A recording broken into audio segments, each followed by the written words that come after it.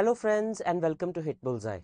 My name is Manish and this is your daily dose or weekly dose of current affairs. इस week हम third week of July की news discuss करेंगे. बहुत सारी important news हैं. The Wimbledon Grand Slam tennis tournament has happened this week. Nelson Mandela International Day was celebrated this week and so many other things. So we will be discussing all of that in this video. Let's get started. First of all, देखते हैं brief में. Prime Minister Narendra Modi, who was on his state visit to France on the occasion of participating in the Bastille Day parade. The Bastille Day parade has been conferred with French highest award. Just like there is Bharat Ratna in India, which is the highest civilian award of India, Prime Minister Modi has been conferred with the highest award of France. तो इसके बारे में हम देखेंगे. Good afternoon, Prabal. The next Wimbledon 2023, which is one of the 4 tennis Grand Slam events of the year, और इस बार ये बहुत ज़्यादा इंपॉर्टेंट था. हम देखेंगे कि क्यों था, क्या इसमें खास हुआ है और इसके विनर्स कौन कौन है.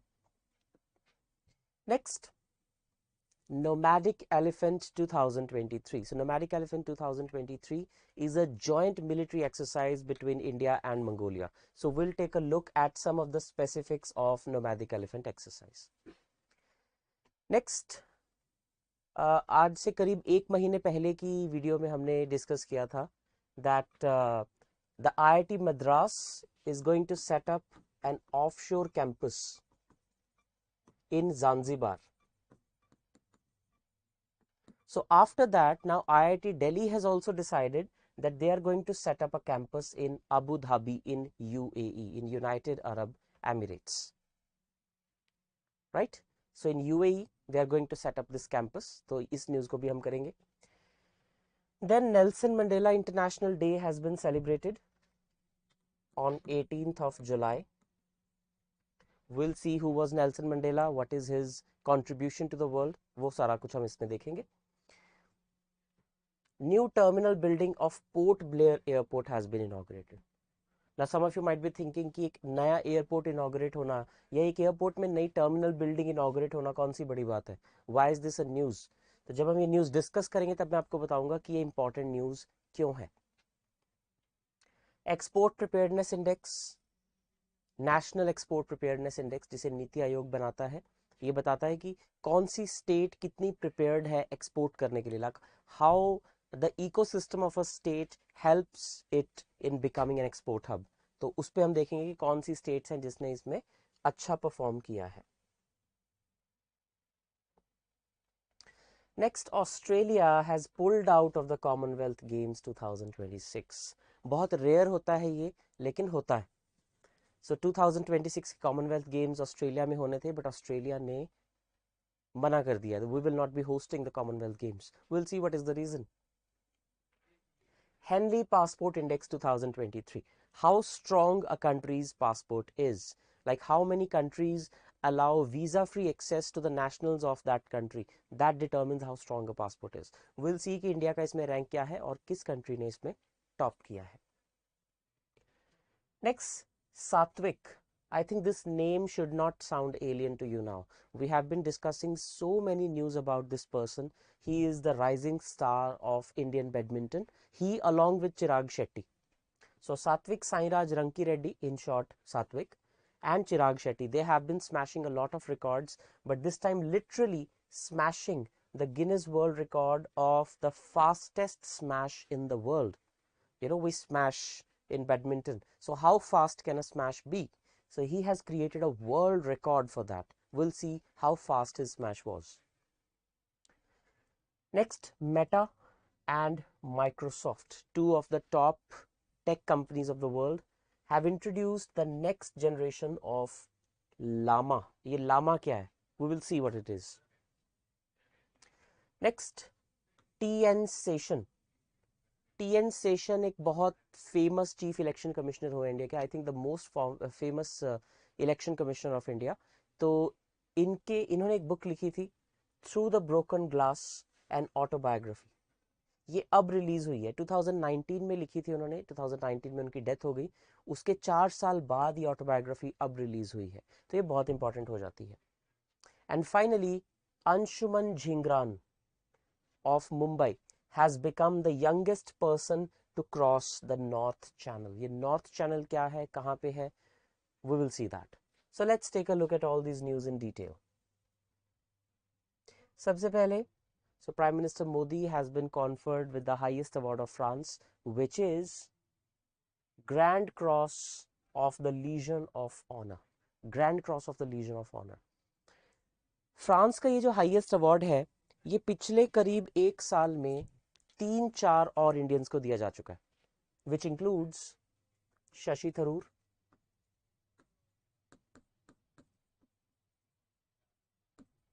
It also includes Swati Piramal. So Shashi Tharoor जो है वो एक पॉलिटिशियन है, and before becoming a politician he was a foreign diplomat, he was a diplomat, so he promoted Indo French relations, इसलिए उन्हें दिया गया। और स्वाति पिरामल जो है ये एक इंडस्ट्रियलिस्ट है, she is the head of the Piramal group of companies जो फार्मास्यूटिकल में है। इसके अलावा ये अवार्ड दिया गया एन चंद्रशेखरन को, N Chandrasekaran who is the chairperson of the Tata group. तो ये कुछ 2-3 लोग हैं जिनको अवार्ड दिया गया, और अब प्राइम मिनिस्टर नरेंद्र मोदी को भी ये अवार्ड दिया गया है, जिसका पूरा नाम है grand cross of the legion of honour. So this is the highest civilian award of France, जो कि ऑफ कोर्स फॉरेनर्स को दिया जा सकता है, इसीलिए इन सब लोगों को दिया गया है। And it's equivalent in India would be Bharat Ratna. So India's highest civilian award is Bharat Ratna, जो कोइंसिडेंटली पिछले 3-4 सालों से किसी को नहीं दिया गया। 2019 was the last year in which Bharat Ratnas were given away, but for the last 4 years no Bharat Ratna has been given away. And yes, there is a provision that a Bharat Ratna can also be given to a foreign national. जैसे हमने भारत रत्न दिया है खान अब्दुल गफार खान को, Khan Abdul Ghaffar Khan is a Bharat Ratna awardee. इसके अलावा Nelson Mandela को भारत रत्न दिया था हमने। सो अगर इस अवार्ड की बात करें, grand cross of the legion of honour, इसे 1802 में एस्टैब्लिश किया था। इसका मतलब ये 221 ईयर्स पुराना अवार्ड है, which makes it really important. And it was started by none other than Napoleon Bonaparte, the French general. It is restricted to French nationals, foreign nationals who serve France or uphold its ideals, right? So that is about the award. And here you have French President Emmanuel Macron and Prime Minister Narendra Modi of India. Next we have the Wimbledon 2023. So Wimbledon is one of the 4 Grand Slams in lawn tennis. One is US Open, one is Australian Open,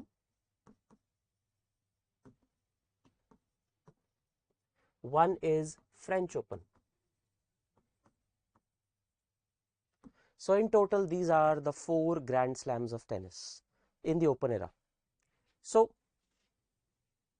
in the Wimbledon these two have become the winners. So she is the winner of female singles, which is Marketa Vondrousova.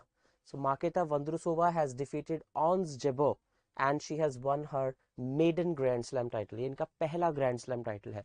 So this time that we are in right now, 2022-23, this is the time of generational shift or generational change or transition in lawn tennis. Serena Williams is almost out of the game, and Roger Federer got retired last year, and now it seems that Mr. Novak Djokovic is also nearing his retirement. So he was hoping to win it, but young Carlos Alcaraz has won the Wimbledon.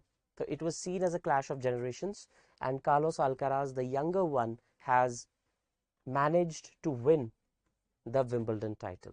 अगर Novak Djokovic ये title जीत जाते तो वो world record create कर देते, 24 grand slams by a male. And there is only one other person who has 24 Grand Slams, that is Margaret Court. So he would have equaled the record of Margaret Court and then अगर उसके बाद वो 25th title जीत जाते हैं, then that would be a world record. Then it's like the race is far behind. So currently Novak Djokovic has 23 world titles, and he was hoping to win Wimbledon to become the highest Grand Slam scorer in the world. He right now also is the highest Grand Slam scorer among the males. तो females में Margaret court के 24 grand slams हैं, और mails में Novak Djokovic के 23 grand slams हैं, and he is hoping to win 24th and 25th Grand Slam to cement his legacy and his record in the record books. Anyway, so this game has become pretty exciting now. Next is this armed forces exercise, Nomadic Elephant. So Mongolia is a country in Asia to the north of China. तो China, जैसे India और China के बीच में नेपाल है as a buffer state sort of, उसी तरह China और रशिया के बीच में मंगोलिया है. So Mongolia has its capital in Ulaanbaatar. Ulaanbaatar is the capital of Mongolia, and India और मंगोलिया में ये एनुअल जॉइंट मिलिट्री एक्सरसाइज होती है जिसका नाम है nomadic elephant. So this year it was 2023. And एक बात और जो आपको याद रखनी है वो ये कि इंडिया की तरफ से कौन सी रेजिमेंट इसमें पार्टिसिपेट करती है? Jammu and Kashmir light infantry regiment. This is the regiment that participated in this particular exercise. तो किस किस के बीच में होती है इंडिया और मंगोलिया? कहाँ पे हुई इस बार? उलान बाटर, मंगोलिया की कैपिटल में. और इंडिया की तरफ से किसने पार्टिसिपेट किया? All these are the facts that you should remember.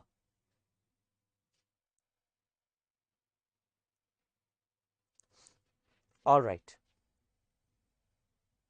Next, first campus of IIT Delhi in Abu Dhabi. तो अबू धाबी जो कि कैपिटल है यूएई की, Abu Dhabi, that is the capital of UAE, now is going to have a campus of IIT Delhi, Indian Institute of Technology Delhi. So last year UAE और India में comprehensive economic partnership agreement CEPA sign हुआ था, जिसके बाद से बहुत सारे areas में दोनों कंट्रीज ने एंगेज करना शुरू किया है. And one of those is technology and education as well. And to that end, IIT Delhi is going to open a campus in Abu Dhabi. It will start operations in 2024, and it will offer bachelor's, master's and PhD programs, all of them. Right? तो ये आपको याद रखना है. IIT Delhi going to open a campus in Abu Dhabi. And similarly, जो IIT Madras था, it is going to open a campus in Zanzibar, which is in Tanzania. IIT Madras going to open a campus in Zanzibar.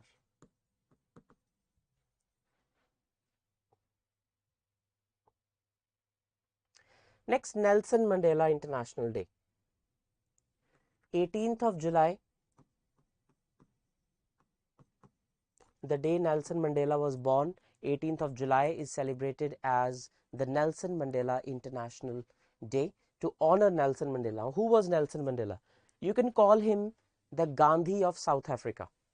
Literally, you can call him the Gandhi of South Africa.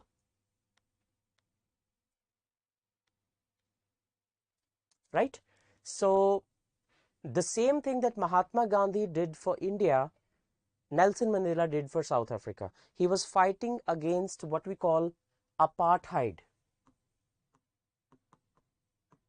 Apartheid means the policy of racial segregation, the racism between blacks and the whites.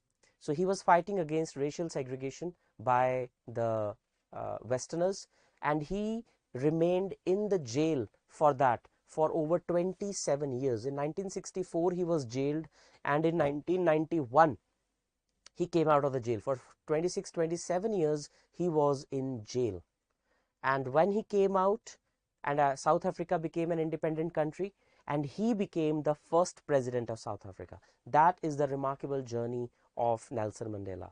And he's also a winner of Nobel Peace Prize for that. Right? Considered to be one of the greatest men who walked the earth in the 20th century, along with the likes of Mahatma Gandhi, Nelson Mandela, Then you have there's this activist in America. I'm not able to recall his name.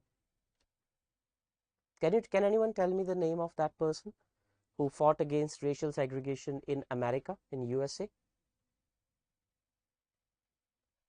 Martin Luther King Jr. Yes, Martin Luther King Jr. So he is counted among the likes of these men. And his autobiography is named Long Walk to Freedom. Long Walk to Freedom.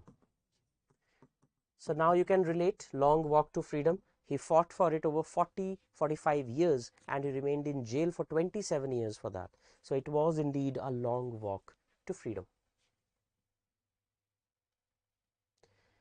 Next, new terminal building of Port Blair Airport. So Port Blair is in Andaman and Nicobar. It's the capital of Andaman and Nicobar.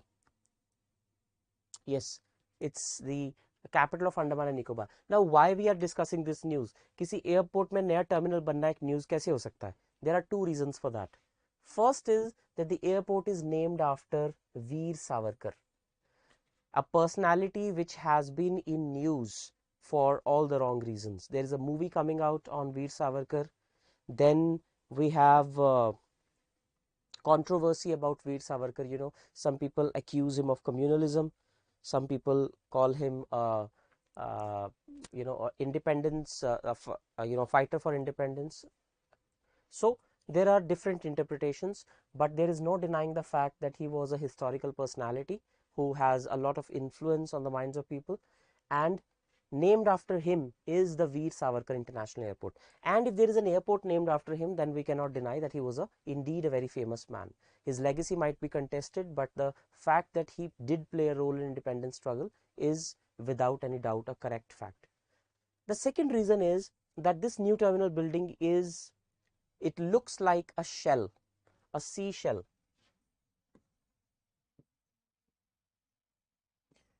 Which symbolizes the deep relationship of Andaman and Nicobar with this kind of geography and marine life. So these two things you have to remember, that Veer Savarkar Airport is in Port Blair, which is the capital of Andaman and Nicobar, and that it is shaped as a shell to showcase the geography and ecology of the area. These are the two facts that make it important. Next is the Export Preparedness Index. So how prepared are the states of India for export? This is the third edition and it is released by Niti Aayog. Niti Aayog is the think tank of the government of India, full form National Institution for Transforming India. Niti in Hindi means policy, right? Niti, if we write in Hindi, it means policy. So it's a policy making body. But Niti is also an acronym which is National Institution for Transforming India. So this is an organization, this is a think tank that replaced the Planning Commission. इससे पिछली government के time पे planning commission हुआ करती थी 2014 तक, लेकिन उसके बाद से नीति आयोग ने उसको रिप्लेस कर दिया है. तो किस स्टेट ने टॉप किया है इसमें? Tamil Nadu has topped it. Maharashtra is at number 2 and Karnataka is at number 3. So Tamil Nadu is the top state in India in terms of export preparedness. अगर हिमालयन स्टेट्स की बात करें तो उत्तराखंड ने टॉप किया है. अगर लैंडलॉक्ड स्टेट्स की बात करें तो हरियाणा ने टॉप किया है. See, now you might be thinking, how is Haryana an export prepared state?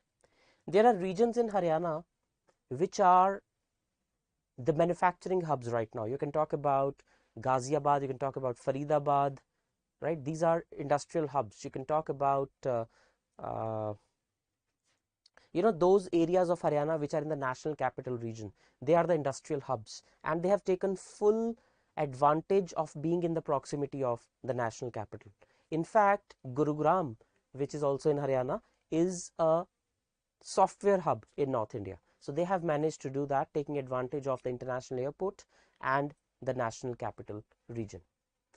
In the category of UTs and small states, Goa has topped the ranking.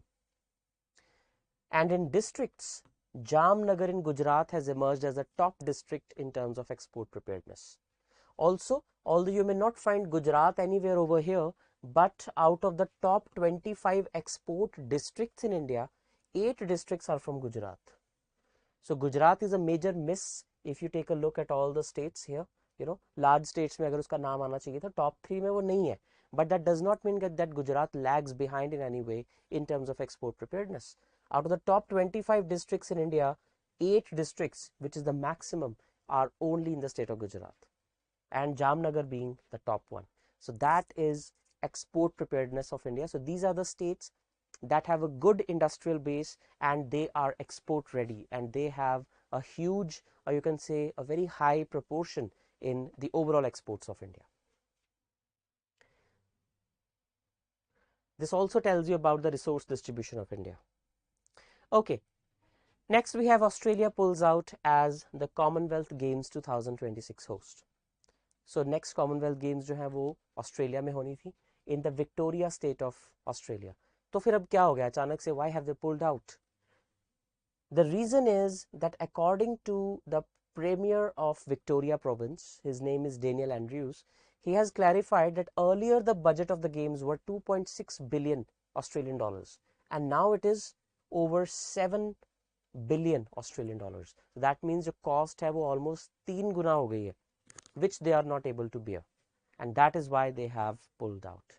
And also it is not like FIFA World Cup or Olympics where there is a strong support mechanism at the back end and you will be supported or something like that. Commonwealth Games does not have that kind of attraction. Every country is vying to host FIFA World Cup or Olympics because it leads to a huge tourist influx and huge boost to the economy, just like the Qatar FIFA World Cup did to the economy of Qatar. But that same cannot be said about the Commonwealth Games. So that also shows that the popularity of Commonwealth Games might be, on the downside. So that's what is happening here. Henley's Passport Index. Every year we have this passport index, and it's a very objective index. It ranks the countries on the basis of how many countries allow visa-free access to the passport of a particular country. And the more visa-free access available, the stronger is the passport of that country. So now this year, Singapore has topped it. पिछले कई सालों से Japan इसको top करता आ रहा था, but इस साल इट इज सिंगापुर. और अमेजिंग बात ये है कि जापान और सिंगापुर दोनों ही एशियन कंट्रीज हैं. And we have a perception that European and North American countries have the most difficult visas to obtain, like US, UK. These have the most difficult visas. But the most strongest passport in the world belongs to Asian countries. So number 1 rank goes to Singapore. Number 2 पे 3 countries combined है, Germany, Italy और Spain. Therefore, all the European countries. अगर हम India की बात करें तो India ने अपना रैंक इंप्रूव किया है.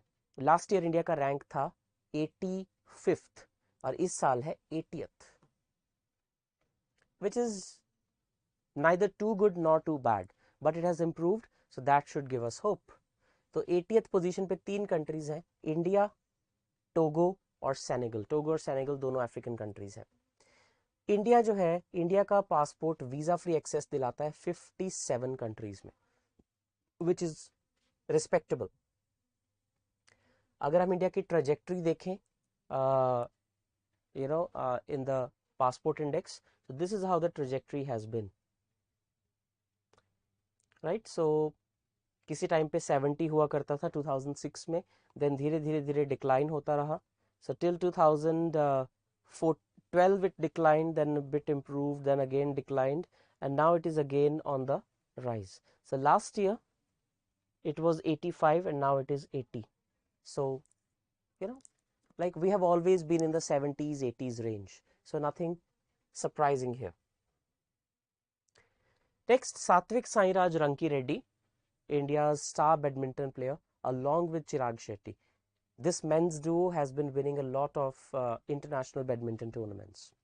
Anyway, so this news is about Mr. Satvik breaking a world record. which is of the fastest smash. कभी हमने सोचा है कि हम जैसे बैडमिंटन में स्मैश करते हैं तो कितनी स्पीड हो सकती है उस शटल की. So Satvik has broken that world record and has created his own, which is 565 kilometers per hour. 565 kilometers per hour. This is the new world record. And he has broken the previous record of Tan Boong Hyong of 493 kilometers per hour by a huge margin. That's a huge margin. Right? So his name is Satvik Sairaj Ranki Reddy, and he has now become the fastest male player in badminton to hit a smash. अगर हम female category की बात करें तो tan पियरली के नाम पे वो वर्ल्ड रिकॉर्ड है जो है 438 किलोमीटर पर आवर का. So there is a huge gap. So in females it is 438, in males it is 565, over 100 kilometers per hour more than what the female record is. So you have to keep it in mind.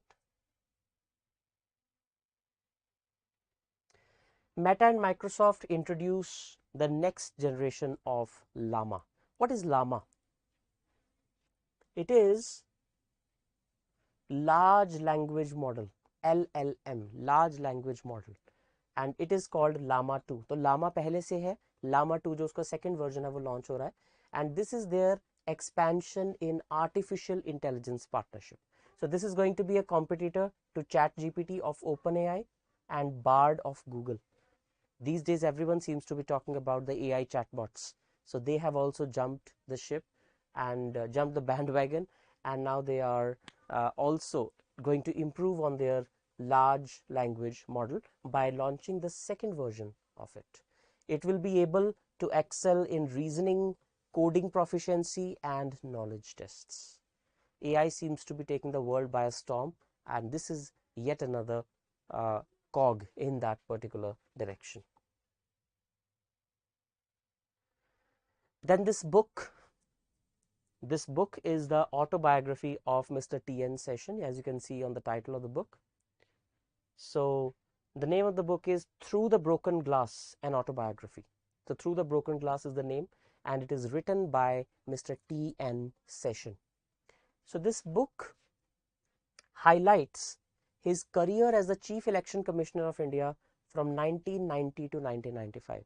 इनके बारे में खास बात ये है कि जितनी देर ये चीफ इलेक्शन कमिश्नर रहे, he used all his powers or most of his powers to show how powerful the office of Chief Election Commissioner can be. And he brought so many reforms into the election process that people again started trusting and believing in the election process of India. So he started a phenomenon in what is called Sessionism, named after him, T.N. Session. Sessionism, the phenomenon of impartiality in election conduct procedure. So that is what he did, and he he expanded the office of the election commissioner. So he was the CEC of India from 1990 to 1995, और वो सारा period जो है वो इन्होंने इस book में लिखा हुआ है. So if any one of you is interested in reading about India's bureaucracy and other processes of the government, this book is a must read. This man over here, just an 18-year-old, Anshuman Jhingan, he has become the youngest person to cross the North Channel. He's just 18 years old, and it took him 125 days to cross the North Channel. 125 days to cross the North Channel. And he's just the 114th person in the world since 1947 to accomplish this.